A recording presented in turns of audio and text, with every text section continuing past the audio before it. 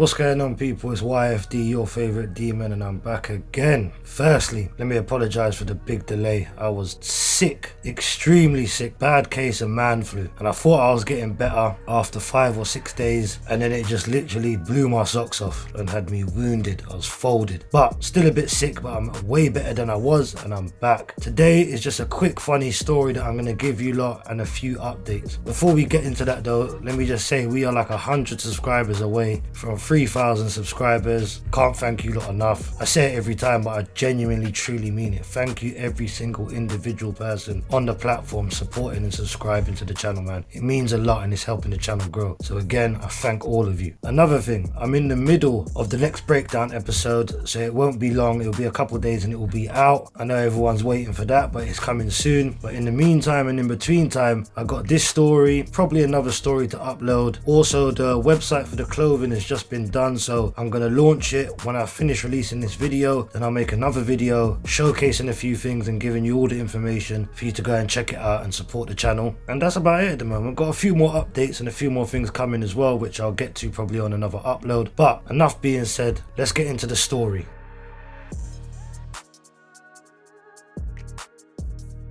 So this story is about a time when I was living in another country. So I was about maybe 14 or 16 or in between them kind of ages. I can't remember the exact ages, but between 14 and 16. And I was getting into some trouble. So I ended up going to stay with a family member in another country. I went to go and stay in Mexico. My family owned some businesses and stuff out there and property.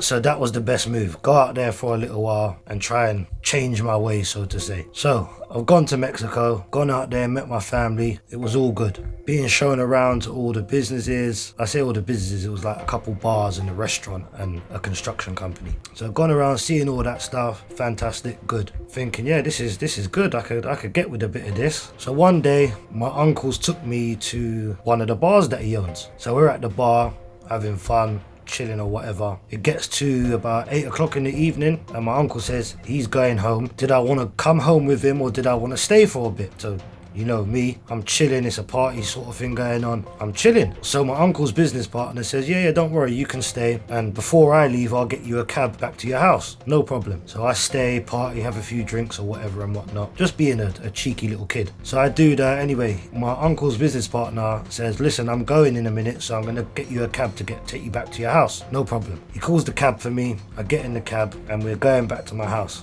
Well, to my uncle's house. Driving along, talking to the cab man, seemed quite friendly and nice to be fair. And he's asking me some questions, and at the time I didn't really notice. I was just hard-headed thinking I was a tough guy, so I weren't seeing it the way I see it now looking back in hindsight. So he's saying things to me like, oh, are you alone and who do you stay with and things like that. And in my head I'm thinking, yeah, I'm alone because I'm trying to be a tough guy. I'm not trying to look scared or whatever, which is probably the worst thing I've done. So as we get to the property, it's got like gates around it and stuff like that. And I remember my uncle saying to me, when you get the cab home, don't get out right outside the property, go a bit down the road and then walk to the property. No problem. So I get into park down the road, pay the cab, get out the cab, I'm walking off. As I'm walking off, I do remember thinking to myself, why is this guy not driving off yet? So as I look around, he's like creeping slow in the car, driving along. I'm thinking that was a bit weird. And it's like, when I think back now, he must have been watching me to see where I was going, what property I was going into. So anyway, I open up the gate, go through, close the gate, go upstairs. A little bit tipsy, or I thought I was anyway. It's hot out there. So I'm upstairs, I make something to eat, drink of water. I'm chilling out upstairs for a bit. I remember I opened the window, but in them countries, they got like bars on the outside of the window. So I opened it, but left the bars closed. So I'm chilling. Anyway, it gets a little bit later. I think, all right, I'm gonna go to bed. So I go downstairs to go to my room to go to bed, go sleep. Next thing, I wake up. It's like maybe 3 in the morning, 4 in the morning, I think. I wake up, and as I wake up and open my eyes, I got this foreign Mexican dude standing, hovering over me with my phone in his hand. Crazy. So my first instinct is I looked at him and I was like, what are you doing? But the guy was so smooth and cool. He was Michael Jackson smooth. He said something to me in Spanish.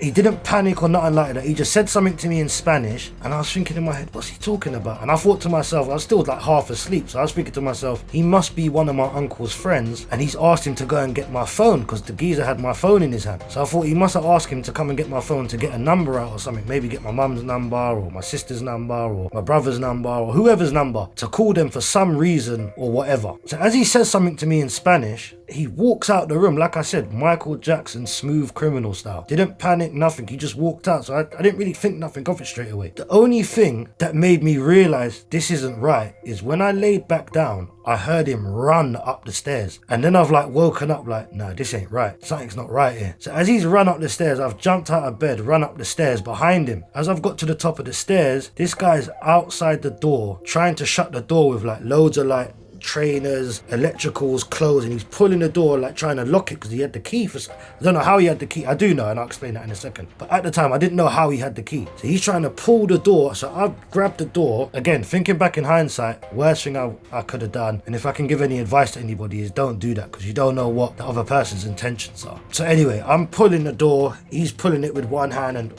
one hand's holding all the bits and bobs he's trying to steal. As I pull it, he obviously lets go and drops like a few things on the floor, runs off.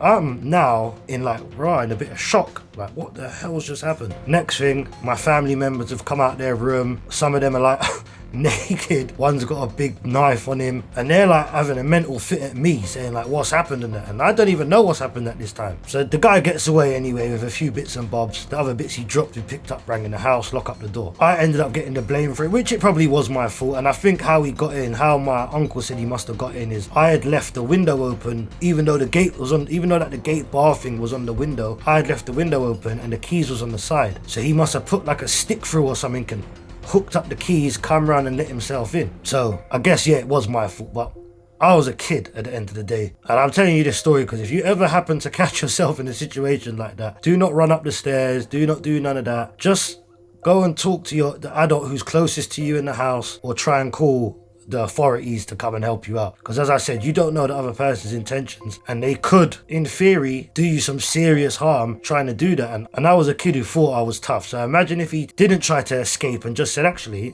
it's just a kid here, and he could have violated me, he could have killed me. So the moral of the story is don't be as stupid as I am if you catch yourself in a situation like that. And what's crazy is about 2 weeks later, it was like a little thing they was doing around the area. 2 weeks later, what they was doing is they was putting tubes through people's doors, making sure all the windows were shut, and putting like some sort of gas into the houses to knock people out. And they done it to a family of, I think, 4 or 5 people.